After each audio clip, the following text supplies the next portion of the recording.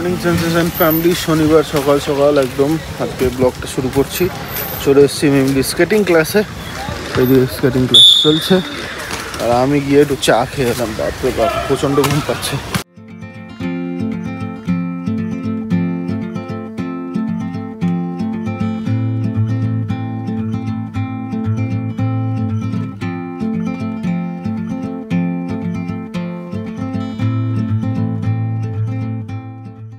পড়ে গেছে আজকে ধানি পুরো উল্টে।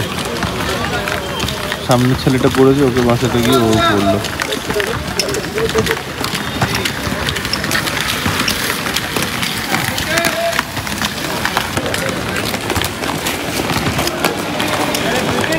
লেগেছে নাকি?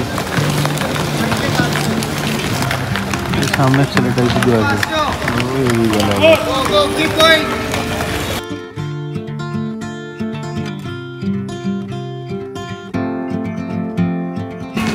সব কটা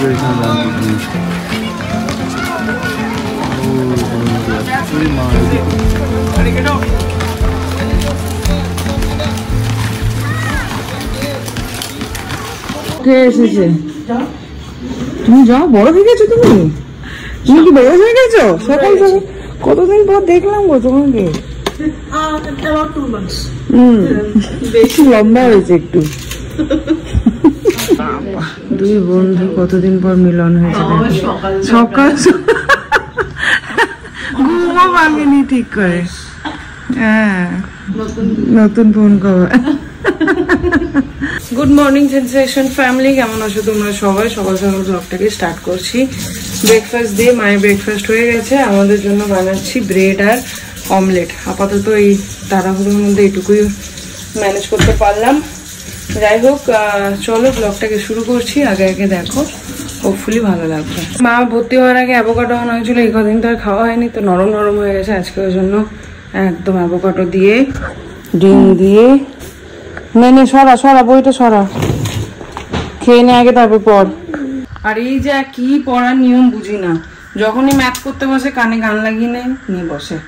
আর মিষ্টু একবার বলে গেছে যে বৌদি পড়তে দাও, ভাই মানে শুনুও নাকি ওরকম গান গুজে পড়তো, তো সবার বিশ্বাস ও নাকি ভালো হবে। দেখা যাক, তারপর থেকে আমি আবার বারণ করি না আর কি। দেখো একবার লিয়ারে ডিম্পু একটা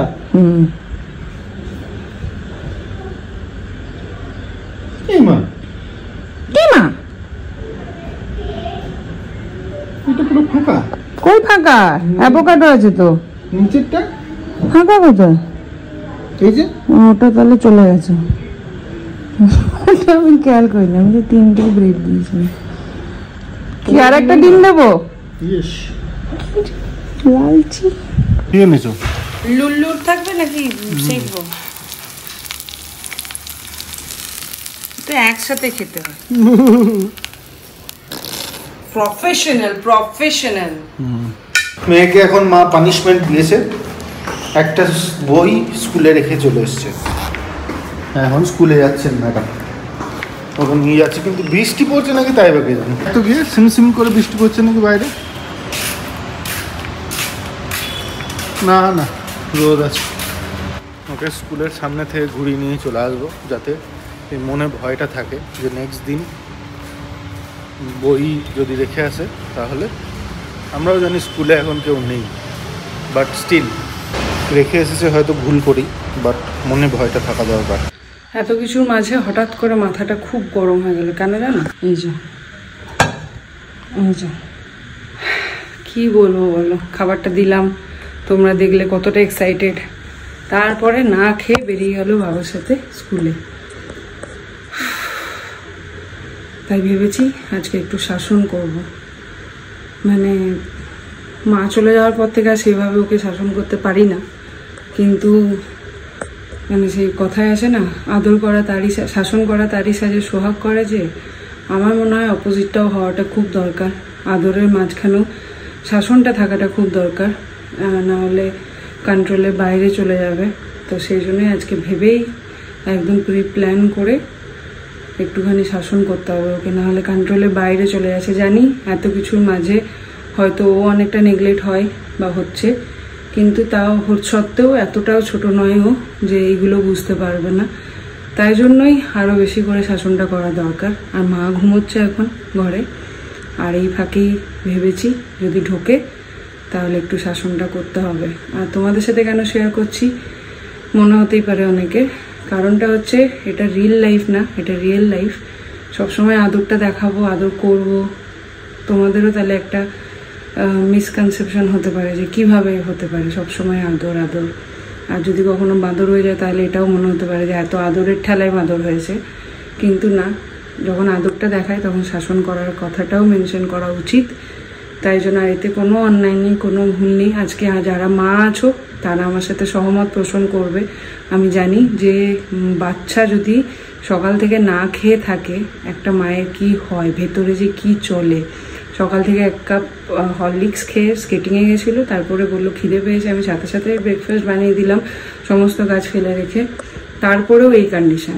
তো কি বলবো বলো, এত কিছুর মাঝে, এত টেনশনের মাঝে আমার এবার মুশকিল হয়ে যাচ্ছে। ওই জন্যই একটু শাসন করব যদি ঠিকঠাক লাইনে আবার চলা শুরু করে আর কি। ন্যাচারালি ওকে খুব একটা শাসন করতে হয় না, আর মা চলে যাওয়ার পর থেকে তো আর পারিও না, কিন্তু আজকে এবারে একটু দরকার হয়ে পড়েছে, আর যার জন্য এই ডিসিশনটা নিয়েছি। দেখা যাক কি হয়। আপাতত রান্না করছি ভাত আর পাতলা করে চিকেনের স্টু আর সবজি, এই করবো ভেবেছি। সবজিটাও খুব পাতলা করে, কেন কি এখন লাইট খাবার দেবো মাকে। আর কারো কারো মনে হতে পারে বা বলতে পারো যে একটা হেল্পার রেখে নাও বা একটা রাঁধুনি রেখে নাও। অ্যাকচুয়ালি এখানে রাঁধুনি পাওয়াটা এতটা ডিফিকাল্ট হয়ে গেছে এখন নাওয়াডেজ। হাতে গুনে আমাদের অ্যাপার্টমেন্টে 2-3 জন রান্না করতে আসে, তার মধ্যে একজন মুসলিম, একজন বিহারি, আর একজন বোধহয় এখানকার সাউথ ইন্ডিয়ান। কাস্টের জন্য আমি বলছি না, সেটা তোমরাও জানো, এটা এসে গেছে। ফ্যামিলিকে নিয়ে তো গিয়েছিলাম একদম ওর স্কুল অবধি, বাট স্কুলের দরজা বন্ধ ছিল, গেট সব লক ছিল। আর তারপরে ওকে বাড়ি নামিয়ে দিয়ে এসেছিলাম পোস্ট অফিসে। তোমাদের কয়েকটা পার্সেল যেগুলো ডিটিডিসি দিয়ে হয়নি ওইগুলো পোস্ট অফিস দিয়ে, তার মধ্যে একটা আমাদের বীরভূম ইলাম বাজারেরও অ্যাড্রেস ছিল দেখলাম। যাই হোক, সব কটা করে দিলাম, চলো বাড়ি যাই। প্রায় 2টো বাজছে। আর ওইদিকে ডেকেছিলাম আরবান কোম্পানি, ঘরের ওই ইন্টেরিয়ারের কিছু চেঞ্জ করার জন্য, সেটা পম্পি হ্যান্ডেল করে নিল। এই যে দেখতে এসছে দাদা আর বৌদি আমাদের, আমি বলছি বৌদি আমাদের।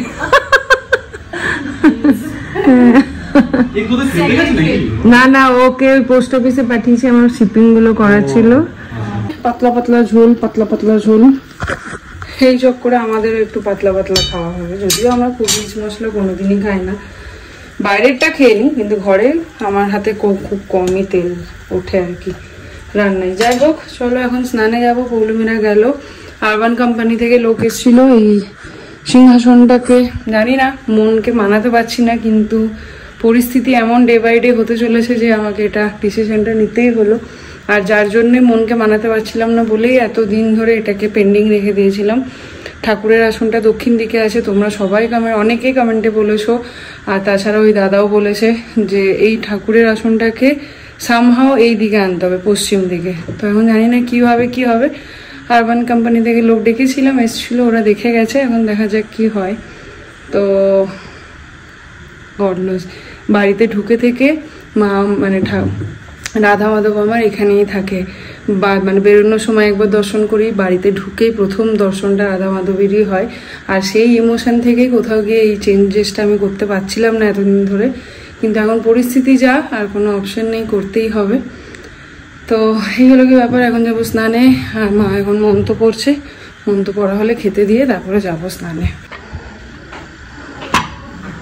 এই দিকে দেখো, কাপড় মেলা হয়নি এখনো, আর এই নেমে গেল বৃষ্টি। হে মা, এখন মিলেও লাভ নেই, ছাট আসছে আজকে। বৃষ্টিটা থামুক তারপরে মেলবো। ফেরার সময় পুরো চুবুর ভিজে হয়ে ফিরলাম। ওইদিকে বৃষ্টিটা একদম ঝিরঝির করেছিল, এইখানে যেই এই হীরানন্দানি ক্রস করলাম অমনি ঝমঝম করে নিল, তো পুরো একদম হেলমেটটা পরেছিলাম, ভাগ্য ভালো। বসে পড়ছি এখন 3 জনে মিলে খেতে। মায়ের খাওয়া হয়ে গেছে, টলটলে পাতলা স্যাটারডে স্পেশাল মাংসের ঝোল। Saturday special? ফোন বাজছে, আপনাকে ডাকছি। ফোনটা বাজতে পাগল হয়ে যাচ্ছে, ফোনটা ধরতে ধরতে। এসছি আমরা চা খেতে, ও বলছে কতদিন ধরে কি বললে 1 সপ্তাহ লাগবে এটা ঘুরে দেখতে। বাবা হ্যাঁ বললাম না যা অন ক্যামেরা যা বললাম না বলতে পারছিস না। হ্যাঁ বলো তো। বড় লোকদের অনেক ব্যাপার, গরিবরা থাকলে বড় লোকরা একটু আসতে অসুবিধা হয়। কিসের বড় লোক গরিব লোক? বাস স্ট্যান্ড, তোর বাড়ি পাশে এয়ারপোর্ট। বাবারে আজকে আরে সেদিনকে ফোনের মধ্যেও চলছিল। ওই দাদা কি দাদা ফুল ফর্মে মানে বাপরে। বড় লোকরা কিরকম ভাবে জিমবে? বড় লোকরা নিজেরা জিমে যাবে না, লোক পাঠিয়ে দেবে, তারা জিম করে চলে আসবে। মাঝখানে 3 মাস দেখা হয়নি, তার 3 মাস দেখা হয়নি ব্যাপারটা না। ওর বরের জন্মদিন ছিল, নিমন্ত্রণ করেনি, আবার উল্টে দুজনকে করেছে। হ্যাঁ আবার অন্য লোকেদের কাছে আমাদের করেনি, তাহলে আর আমরা তো আবার এসে দেখা করছে আমাদের সাথে। এটা প্রুফ তুমি শত্রু, তাহলে আমাদের সাথে কেন দেখা করছিস?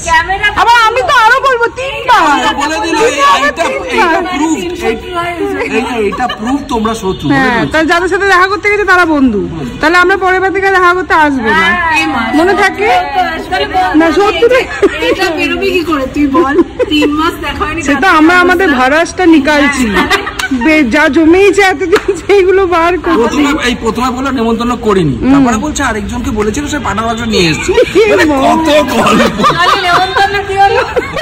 প্রথমে বললো বিনা নেমন্তন্ন, অবাক চলে এসেছে সবাই।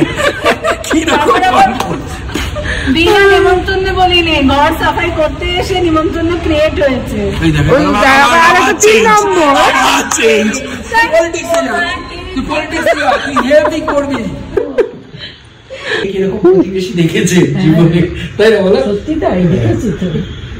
আমার ছিল তো এক জায়গায় নয়, অল ইন্ডিয়া সার্ভিস ছিল অরিন্দমের বাংলা, সব জায়গায় সব রকম দেখেছি।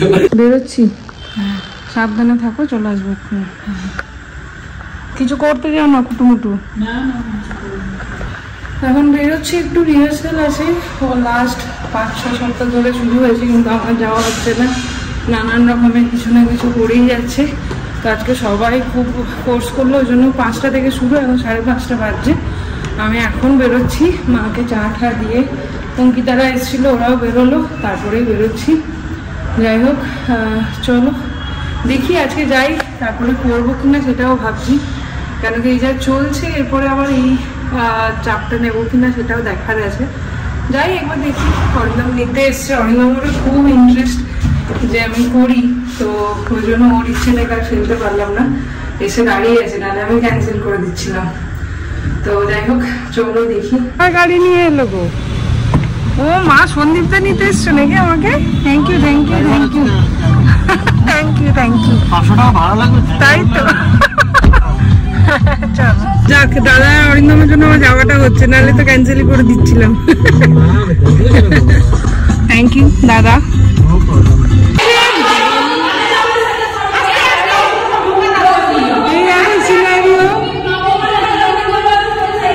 হ্যাঁ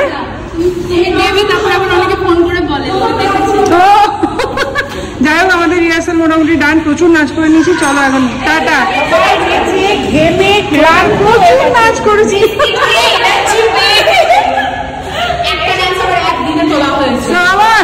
আবার ব্যাক টু পার্টনারে ফিরে এসেছি।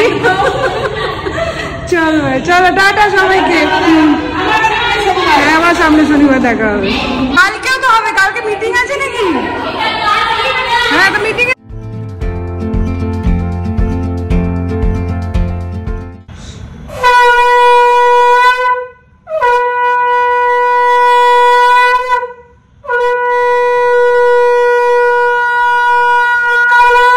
চলে এসছি রান্নাঘরে, আর শরীরটা আজকে দিচ্ছে না আমার, কি হয়ে গেল কি জানি। যাই হোক মা আজকে বললো একদম সব সবজি দিয়ে পাতলা করে মুগের ডাল খাবে আর ভাত, মিমলিরও তাই বানিয়েছি, আর কয়েকজন সব মাকে দেখতে এসেছিল, তো তারাও গেল, তারপরে করলাম এবার দেখি খেতে দিয়ে দিই ঠাম্মি আর নাতনিকে। আজকে সন্ধ্যে থেকে আর ব্লগই করা হয়নি, ওই সেই সৌরভদের সঙ্গে ওখানে গেছি, তারপরে কোথায় গেলাম, আচ্ছা মিমলিকে নাচের ওখানে নিয়ে গেলাম। তখনও করোনি? ওখানে কি করবো, ওখানে দেখানো যাবে না তো, ওদের নাচের রিহার্সাল শুরু হয়ে গেছে। হ্যাঁ ও তা তো জানি না, আমি তো বাইরে বসেছিলাম। তো যাই হোক, এইসব করে ঠুরে রাত্রেবেলা একদম এখন মায়ের খাওয়া হয়ে গেছে, মিমলি খাচ্ছে, এতক্ষণ বসে বসে কপিল শর্মা শো দেখলাম, এইবার আমরা খাবো।